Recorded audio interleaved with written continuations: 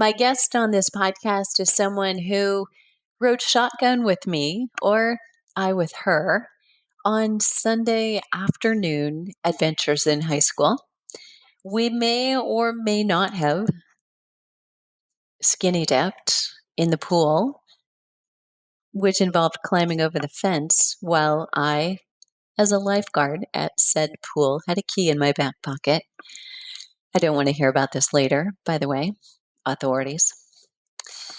But she has also since gone on to do great things in the world. And she is someone who's got 30 years of education and experience that give her the background to be the target of my questions about the vaccine and about her experience actually being in an arm of a study and what she learned from it and what she knows from working for the company who gave the vaccine and developed it behind the scenes for decades.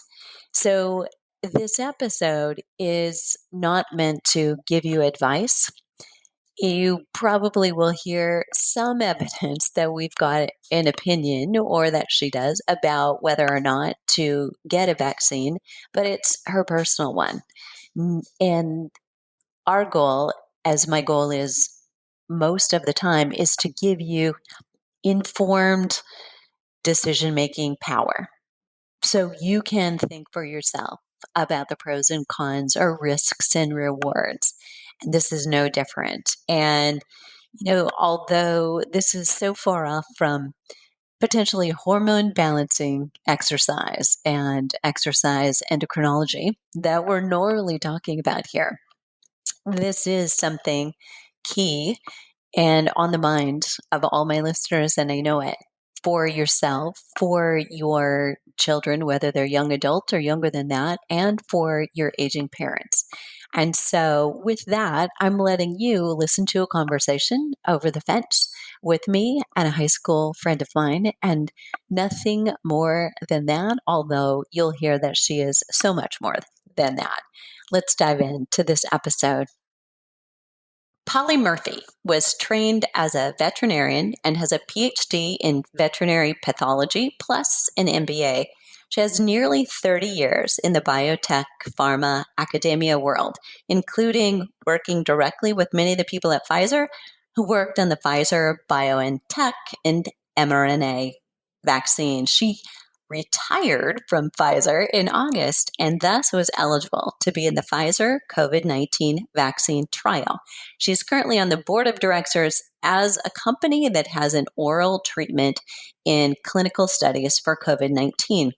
Now, she does not profit from people getting vaccines. In her words, ironically, I would do better financially if people don't get them. But what I really want is for this to be over. So my finances are irrelevant to the way I think about it. But I do spend many hours each week reading original documents like clinical studies and information from government agencies regarding COVID-19. That said, I am not a physician and I'm only stating the logic I give my friends and family. People can do with that what they like, and I'm making no recommendations. So, Polly, thanks so much for being here. That's my pleasure. So, by the time our listeners have gotten here, they will have known a little dirt about you and I and the way we spent our high school years. Hopefully, that won't bust your credibility with them. But, I appreciate you sharing that you were in this study. I'd love it if you'd describe the study to us and what the results were. Sure. I was in the phase 3 study, which is the definitive study upon which the early access was granted by the FDA. And it's a 44,000 patient study. Both my husband and I were in it. And, they basically had one placebo arm and one vaccine arm, and they're a 1-to-1 match, which means effectively half the patients, 22,000, are in the vaccine and half, about 22,000, are in the placebo, which is basically just saltwater arm, and at least originally. And, that trial showed data that were beyond anybody's wildest dreams when they were going into this. I believe the FDA had said any a vaccine with more than, it was either 50 or 60% efficacy would be approvable. And the efficacy against moderate and severe, I believe is the language that it said, moderate and severe COVID was 94 point some odd percent. So about 95% effective. The Moderna was the same. They had a smaller trial. I believe their trial was 33,000, but don't quote me on that. The trial was pretty interesting because, well, being in it was interesting. I've worked in this industry, but never been able to be in a trial. So it was kind of fun to see what the process was. And, you have to read this very long informed consent on an iPad. And then, and it tells you everything that could go wrong. And, I know everything that could go wrong. I work in this industry. And, I have to admit, there was a part of me that was like, am I crazy? Because I think I was at about, from what we knew, we were at about my husband and I both were at about the 28,000 or 29,000 mark in terms of getting into the trial. So we were, more than halfway.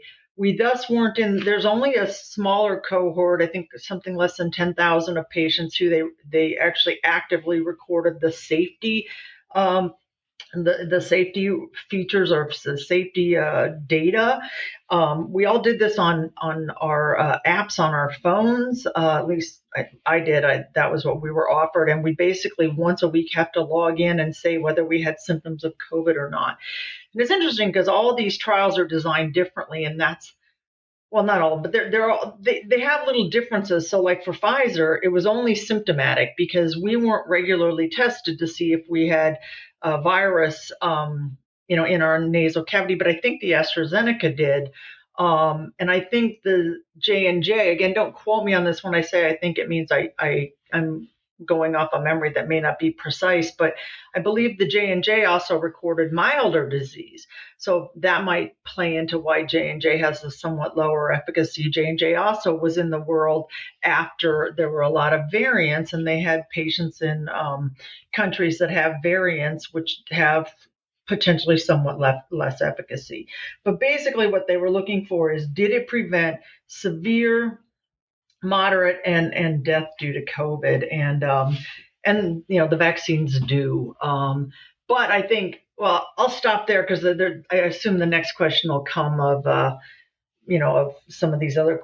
I could keep talking sort of nonstop, but I think at the end of the day, the data were outstanding, and they're outstanding for all of the vaccines, even though there's some differences in the trials and the efficacy levels and the safety levels.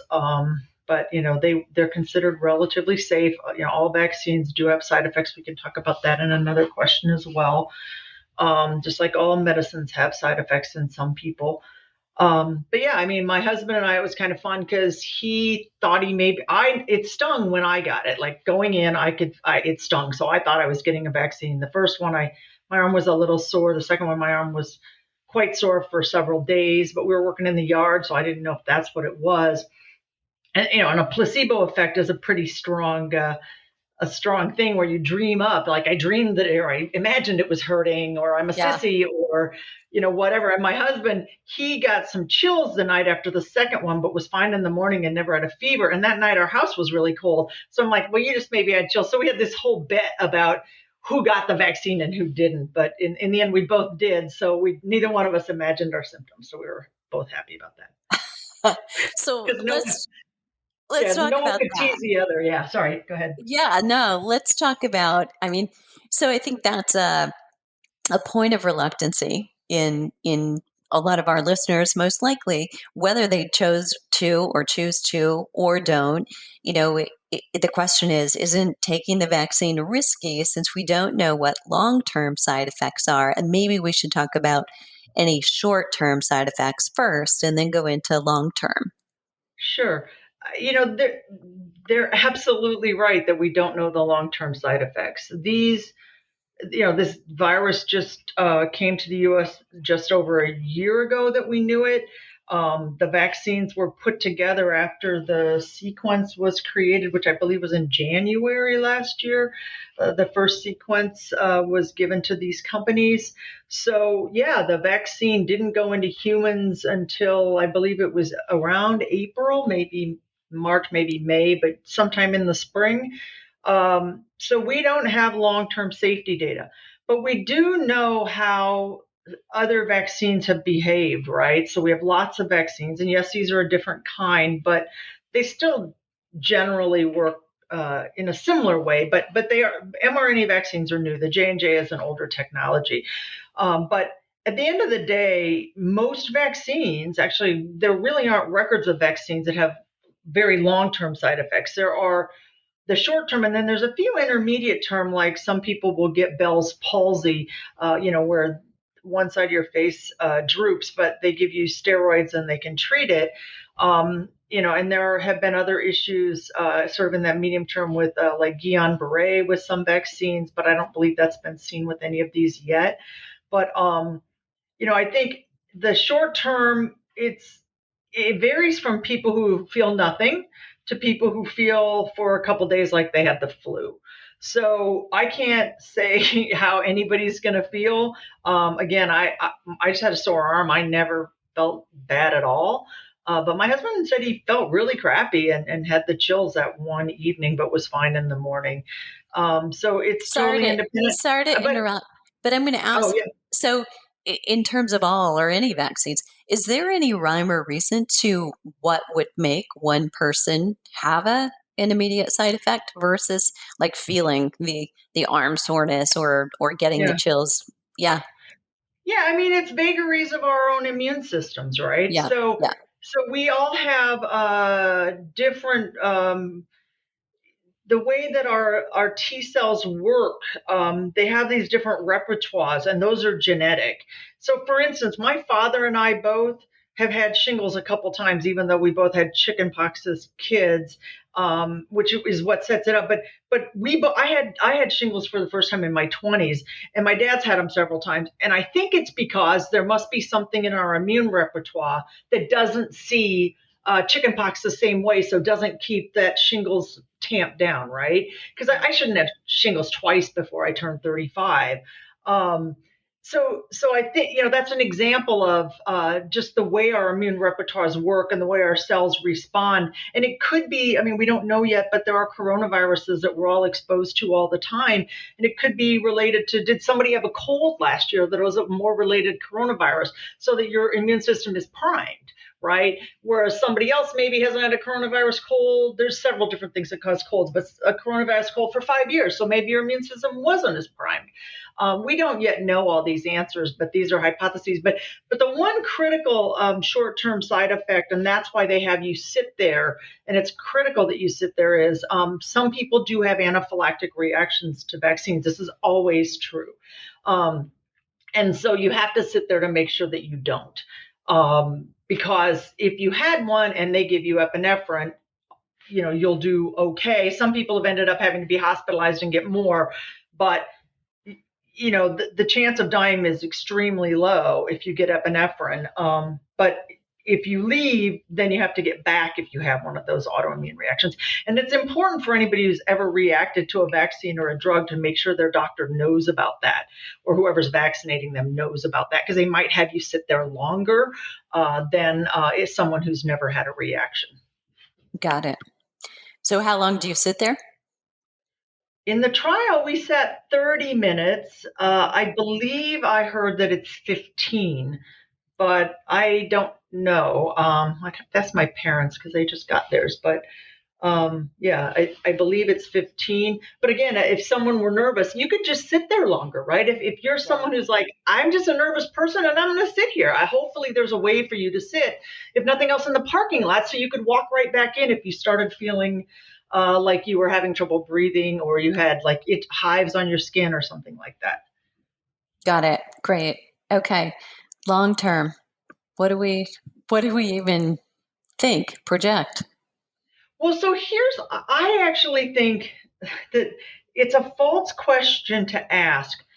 Aren't there long-term side effects I should worry about? Hmm. The answer is we don't know. I think the appropriate question is, what are the risks that I'm balancing when I make the decision to get a vaccine? And it isn't a vaccine with unknown long-term side effects versus nothing. It's a vaccine with unknown side effects versus the potential to get the virus and die. The virus causes, we already know, a 30% long-term sequelae, including a very high percent of cardiomyopathy, which is basically dysfunction of your heart muscle, particularly in young people. So it isn't that you're going to take a vaccine and have a slight chance of something we don't know or nothing. It's, or we all stay in the hell we live in, and you have a chance to get it and to get sick and die, or to become one of the 30% of people who are long haulers. Or have these, sort of unknown long-term side effects like cardiomyopathy, which would basically mean you couldn't exercise, you would be short of breath. It's no fun at all to have cardiomyopathy. So I think that's what's really important is, if we don't all get this vaccine, the virus is going to keep circulating. And the more it circulates, the more it mutates. And the more it mutates, the more we don't have anything to prevent it. And so the faster we all get vaccinated, it's basically like a community effort to say, I'm doing this because I want out of this hell. And that was why when I was sitting there thinking, am I insane to be having this thing put in my arm? My thought was, if not me, who? Because I know this whole process, so I should trust it better than anybody else. And I know the people who worked on it. So if not me, who? And I felt like I was doing something to end this. And to me, that's the power of the vaccine, is it's all of us doing something to end this, because nobody wants to keep living like this. And just declaring, hey, we all don't have to wear a mask anymore, when there's still more active virus in the country than there was in, April, that's probably not a good solution. And again, these more mutated, viruses are, they're easier to infect and they have higher death rates. I'll tell a sidebar story that I think is really interesting. I was talking to this woman I used to work with at Pfizer, who had been part of this was as we were, like, this was my last business trip before we shut down. So we knew about the pandemic in China, but we didn't think it was here yet. And she said she had been part of a pandemic modeling game that they played with leadership at a company she'd been at, because it was a vaccine company. And she said, the hardest question was, do you lock down your entire leadership team and make sure nobody gets infected, or do you expose some of them? And the correct answer is you expose some of them. You basically you want to get half of your key leadership exposed, because even if it has a high death rate, some will live and be immune.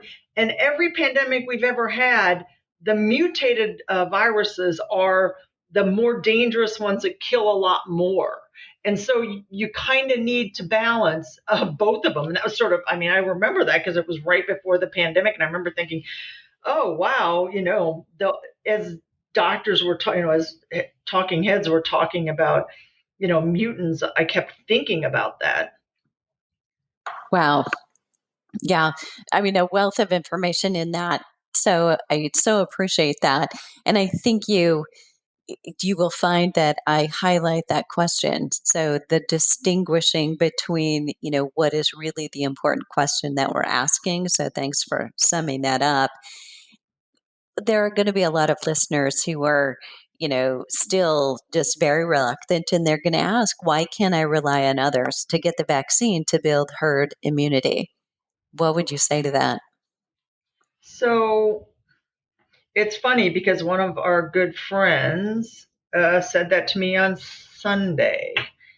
And I tried some logical arguments, and he said, yeah, but, you know, I can rely on herd immunity. And I said, what makes you so special that you get to do that? Why does everyone else have to be brave, but you don't? And he said, all right, I'm done. I'll get it. So there's not a good answer to that. Um, we don't know what herd immunity is going to be for this vaccine, particularly once it mutates. It might be you need a 95% vaccination rate. For highly infectious uh, viruses like measles, you have to get to like 99%, right?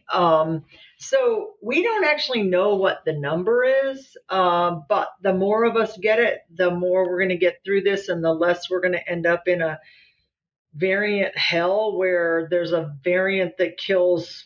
I mean, this one, the current, the first wild type virus, if you look at all the people that have been diagnosed and all the people that have died in the United States, it's consistently been at right about 1.6%. Now, not everybody gets diagnosed, so let's say it's 1%. What if it goes to 10? What if it starts killing young people?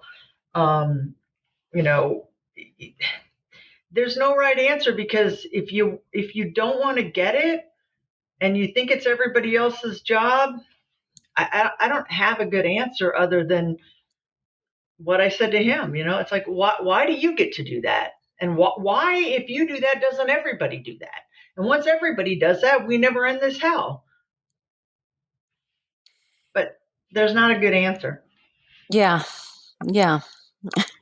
I think, I mean, in the end, I think that is a part of it. There's just, continuing to ask better questions, maybe the answer.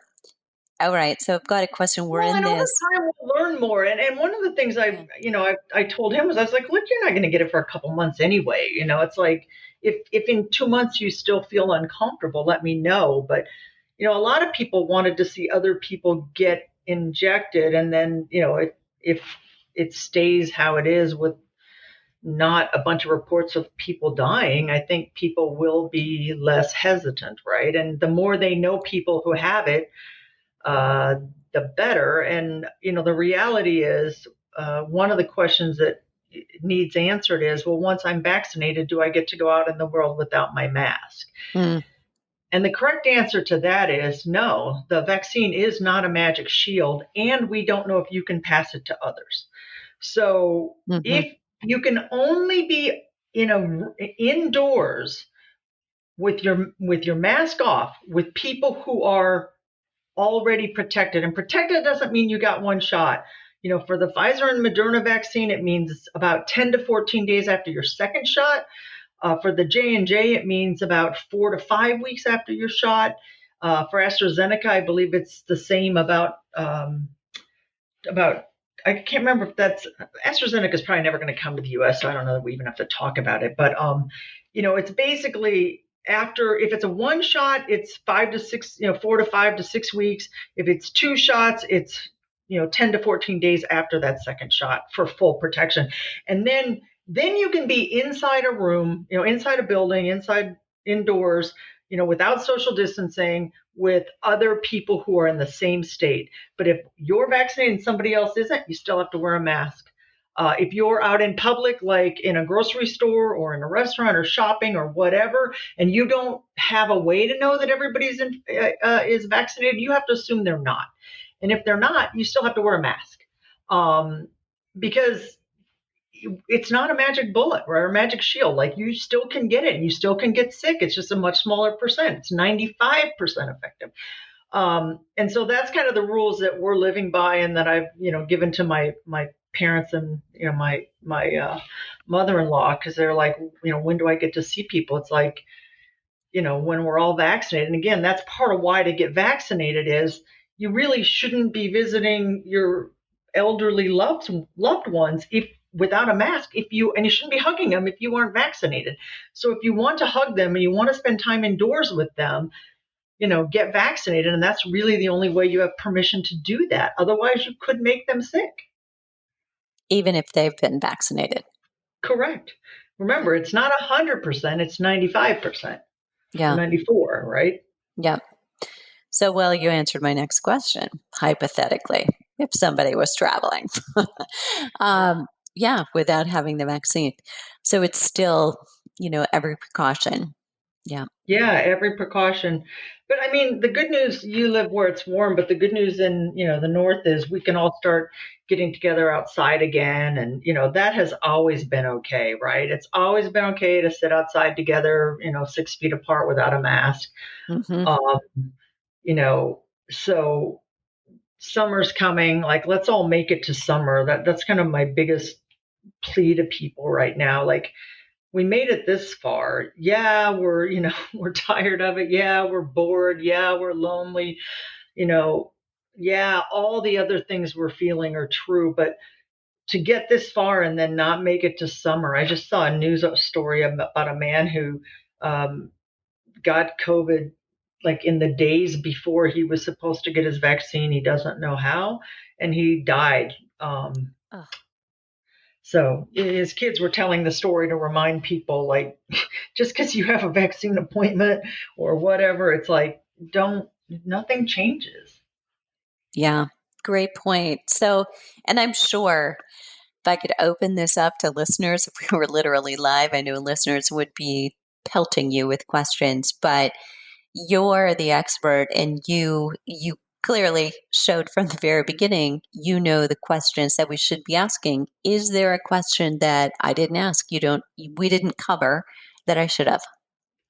So one of the questions I've gotten asked, I'll ask questions that I've been asked by my family is there's some sort of writing going on in the internet and social media about uh, pregnancy and how there's a protein in the vaccine that looks like a protein on the placenta, and so is that it should is my chance of, like, if I get pregnant, will I spontaneously lose the pregnancy? And the data don't really hold up for that. First of all, the protein doesn't look the same uh, to your body, but pregnant women have carried babies to term. Where they struggle is if you're really late term and you get COVID.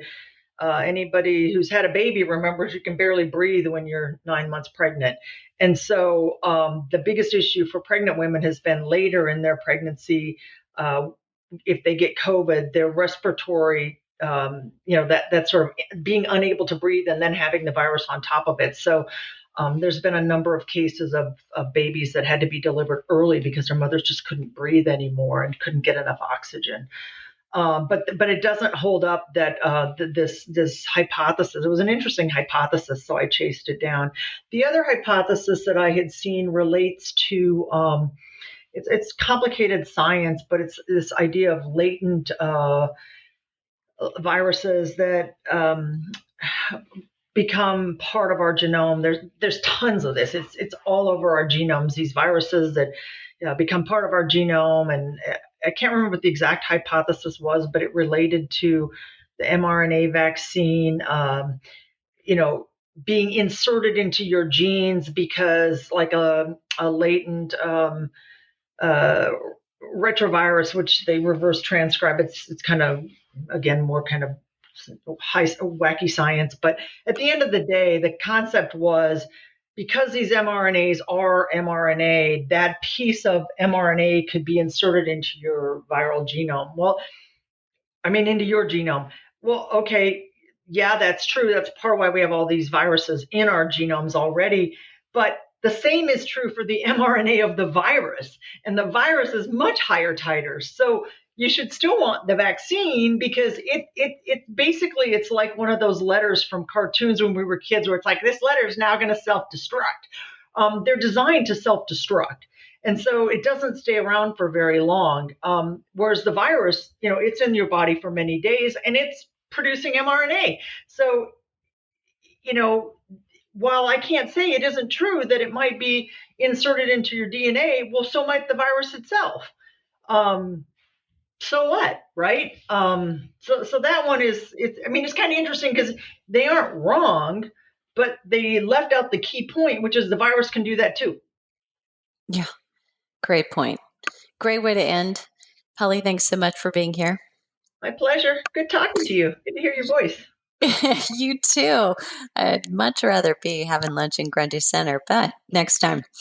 Okay. Absolutely. Okay. Be well. Listeners, I'm sure there's a question that you may have had, and you can leave that question below the show notes at flipping50.com/vaccine.